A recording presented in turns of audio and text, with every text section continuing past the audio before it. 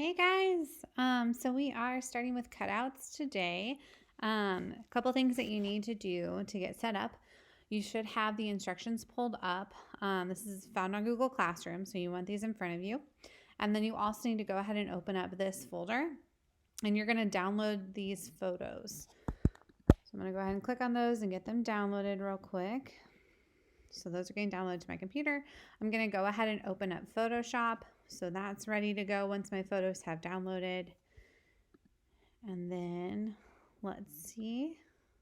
Once they're downloaded, they will show up in my downloads folder as a zip probably.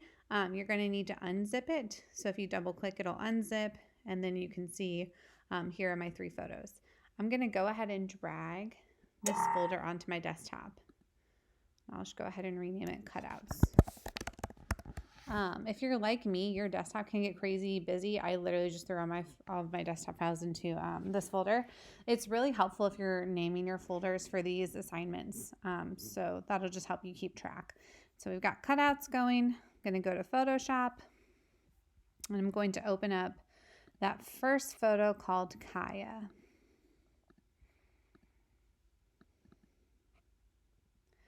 Okay, and we are just doing a basic cutout here with Kaya. This is my dog. I want you to do the cutout this way. You might have learned a different way. There's honestly like 15 different ways to do a cutout in Photoshop. I'm going to show you the way that I think is the cleanest. It'll kind of ensure that your photos are sharp and that you don't have jaggedy edges or extra stuff in your cutouts. It is also probably one of the more tedious ways to do a cutout, I'll be honest. Please, please, please, for this assignment, do your cutout this way. It might take you, 10 minutes, but I want you using this. It's called the polygonal lasso tool. We're not using the lasso tool. That's a mess. And we're definitely not using the magnetic lasso tool. You might have been taught to use this in another class or through YouTube. I think it just makes everything look a lot more choppy and jaggedy, and that's not what we're going for in cutouts. So I have the polygonal lasso tool selected. I'm going to Command plus, zoom in on my photo, and scroll down to the bottom to where Kaya starts, which is right here. Now it's blurry down here. The photo was taken with a low aperture, but that's okay. I'm going to click on the bottom, just one click, and then this is going to kind of start my cutout. Now I'm just going to kind of click along Kaya. And you need to be zoomed in to do this, otherwise your cutout's going to be a little jaggedy. It's not going to be as sharp as we want it. And so I am just clicking along here as we see her. I'm going to ignore her whiskers. If we were being a little more meticulous, we would cut out her whiskers, or we'd use a couple of tools to help us cut out those whiskers. But for this purpose, don't worry about her whiskers. So we're just cutting as quick as we can and as clean as we can. You want to be really careful not to do any super sharp turns on things like people or animals, just because people and animals don't really have sharp turns or sharp jaggedy lines. So make sure, like right there, if I did like a super sharp line, that might look a little weird. So I'm going to click as much as I can to kind of give her a rounded look. Now let's say we make a mistake and we accidentally click in when we didn't mean to. You can press Shift, Delete, and that'll unclick. All right, I'm not going to make you guys watch me cut out this whole dog because that would take, again, like 5 minutes or so. But what you do want to do is once you get a good ways along, like I'm a pretty good ways along, I'd be annoyed if I lost this work. I'm going to zoom out by pressing Command minus. And I'm going to come over here and click. I'm going to click down here and then connect. If you double click, it'll connect automatically. And we see these little marching ants kind of show up, and then we can press delete for that space. It's going to ask me what do I want to fill that with. I'm going to go ahead and fill it with just white. And so we've lost that piece. Now, what you want to do is click off away, double click to get the marching ants to go away, and then we'll start again. Back at it with our cutout. You want to do that every minute or so, because what happens a lot of times is we'll get pretty far along in our cutout. Like maybe you get half the cutout done, maybe you're almost finished and you haven't deleted your portion and you accidentally double click. It's going to connect like this to your starting point, and there is to my knowledge, no way to go back. There's no way to undo that double click you just did. The only thing you can do from this point when you get this dreaded connection that you didn't want is to start over, unfortunately. So be really, really careful not to do that double click and to always keep saving your progress as you go. Just deleting these portions as we kind of do them.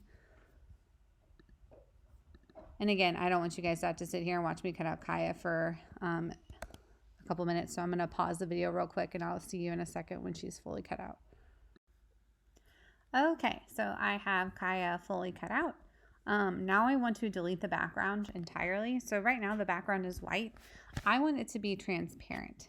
So I'm going to come over to my tools over here down to the eraser. And if you click and hold, you should find the magic eraser tool. And we are going to go up to the tolerance. I'm going to lower it to about 10.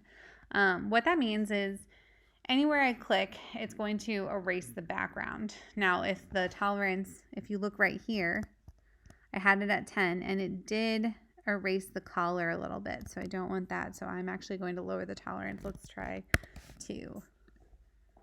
Okay, so the collar is still here. It didn't get erased. So that's better. And then I also need to zoom in and kind of erase this part between her ears. And so that means Kaya is totally transparent. If we put a color behind her or we put her on another photo, there won't be a white background. That's what this checkerboard means. The last step of this first photo is I want you to put your name on her. So we're going to use the type tool. And we're going to click and drag right in front of her. Ooh, that is weird. And we're going to put our name there.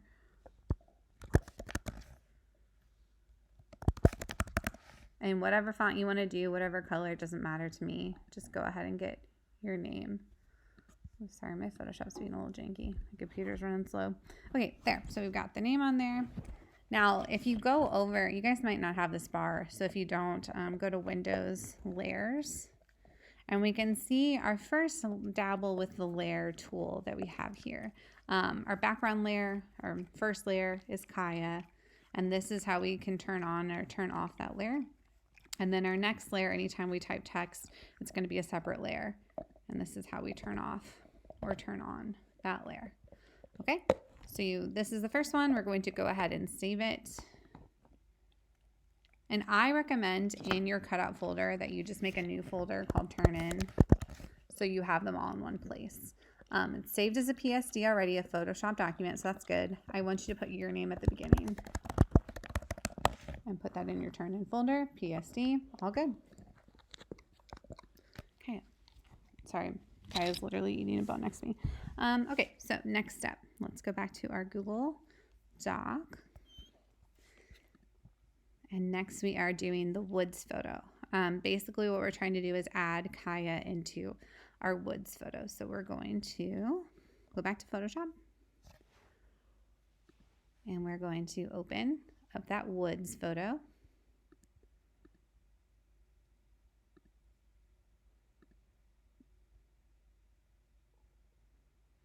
Okay, here it is.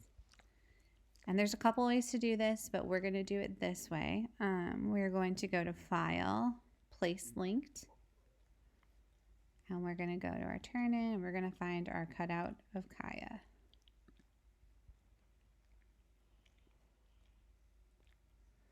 Now, she's giant, we can agree. I'm going to go ahead and shrink her. We want her to look like a normal puppy. And you can move her around. You can put her in different places. Do have her at the bottom of the screen so she's not floating. But get her placed and then press return to kind of keep her there. You can still move her around. Okay, so that's how we kind of place photos on top of photos. And then again, if you look at your layers, you should be able to see we've got that background layer. We've got that Kaya layer. All right, and I think that's all we're doing for that second photo. Yep. So that shouldn't take you too long. We're going to go to File, Save As. It's going to be your name. And we're going to put it in our turn-in folder, and it's a PSD. Cool, cool. Awesome. And then our last photo is a little bit more involved than this one. This one, basically, I just wanted you to see how you can layer photos on top of each other. All right, this is our partial cutout. So we're going to go to Photoshop. We don't need to have these open anymore, so I'm going to close them, and I'm going to open up the photo labeled partial cutout. Again, it'll be in my cutout folder, partial cutout. There it is. Open. Okay. So back to our instructions. We're going to open the layer window and add a new layer. So I literally just closed it. Mine's over here. Again, if yours isn't, go under window and then layers and it'll pop up. But here is just my basic background layer. That's all that's on here. It's locked, so I can't make it go away or anything. You could unlock it, and then you could hide it if you wanted to. We're going to go down here to the add a new layer. And you want to make sure that you are clicked onto layer 1. You see how it's highlighted? This means I'm on layer 0. This means I'm on layer 1 when it's highlighted. So you want to be highlighted on layer 1. And we're going to go up to what's called the marquee tool. We're going to click on this. And I'm going to draw a box. Let's see. Her name's Morgan. I want Morgan to pop out of this box a little bit. So I'm going to draw it about here. There we go. So everything outside of this box is what I'll be cutting out. Okay, there's my box. I'm going to go up to Edit, Fill, and I'm going to put a color on it. You can use white, you can use, I usually pick red just because it's bright and vibrant. I'm going to fill that box with red. I'm going to lower the opacity of this box just so I can kind of see what's going on behind it. That's fine. And I can click away. So there's my box. Now I'm going to go back to layer 0, Morgan's layer, where she's at. I'm going to grab my polygonal lasso tool and I'm going to zoom into the top of this red box.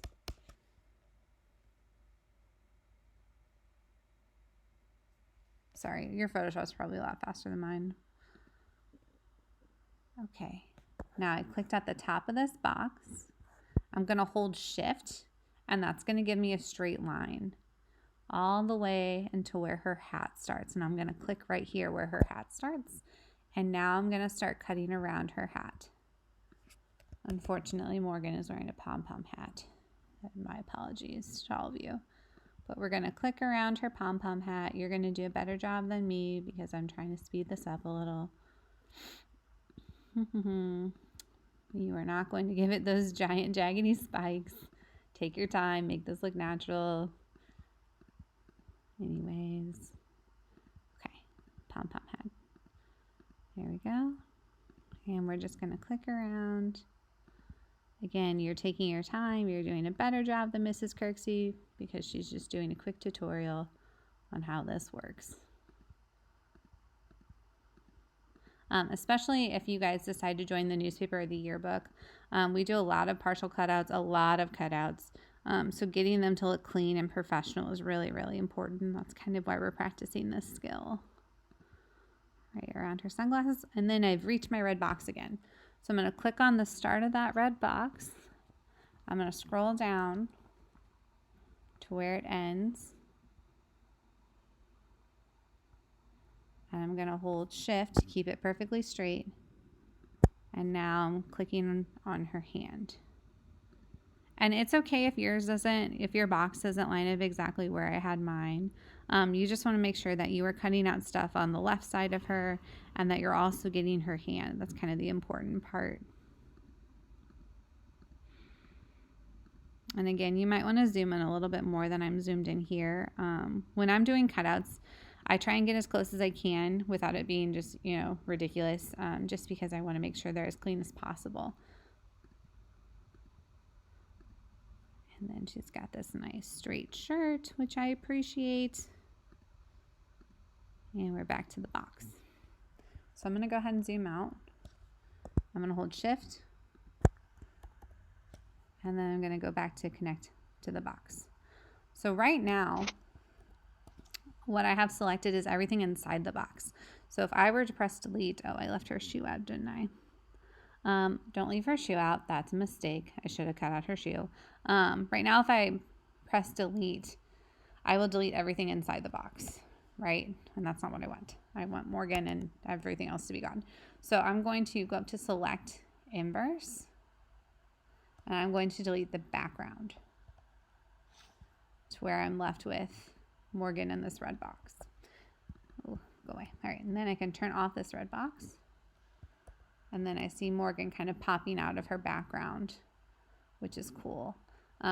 This is something we do a lot in yearbook, and we'll dabble with it in newspaper here and there. And then, so we've got her kind of interacting. This would be cool if we had like a story going, and then maybe she's like reaching into her story, or maybe you've got a headline down here and she's got her hand on top of the headline. That's always kind of fun when we have our photos interacting with our text. Okay, and then we delete the background, add your name where the girl is reaching. So we're going to go back to Photoshop. We're going to go to our text box. We're going to draw our name. Probably not in white.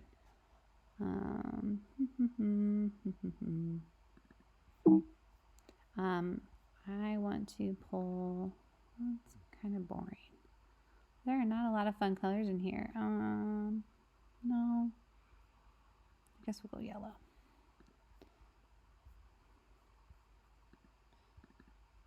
So I've got my name here. I'm going to make it a lot bigger and a better font. It's a weird font. Oh, see, I clicked the type tool and it gave me a whole nother text box, which is not what I wanted. I wanted my Sarah Kirksey text box. Okay, let's try 600. And oh, Rodamas, that's a yearbook font from last year.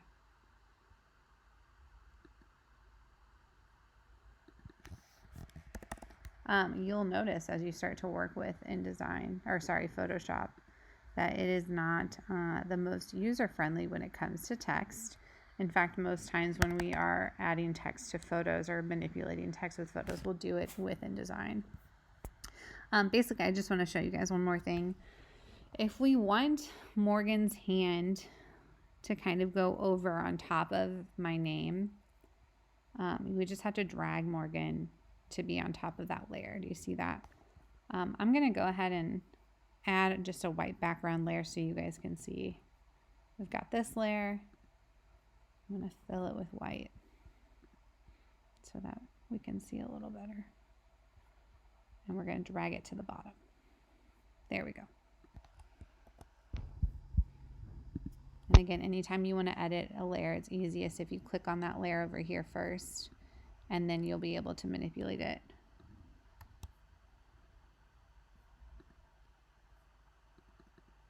Man, my computer is running so low today. That's why it keeps kind of disappearing as I try to design. All right, anyways, that's what you're doing. Go ahead and add that white background layer so that you can see what you're doing a little more clearly. And I do want your name behind her hand. So the way I added that layer, I'll do it again real quick, is you just press the add a layer button. You go up to edit fill, and then you can choose whatever color you want. I'm going to go white and then drag it to the very bottom. Okay. And that is how layers work. I want you guys to kind of be a little familiar with layers, because for your next project next week, we're going to be doing a lot with Photoshop layers. And you will need a photo, or you'll need a cutout of yourself for next week. So if you have time today in class, go ahead and start looking for a photo, or go take a photo of yourself and email it to yourself, and you can start cutting it out, because you will need that for next week. All right.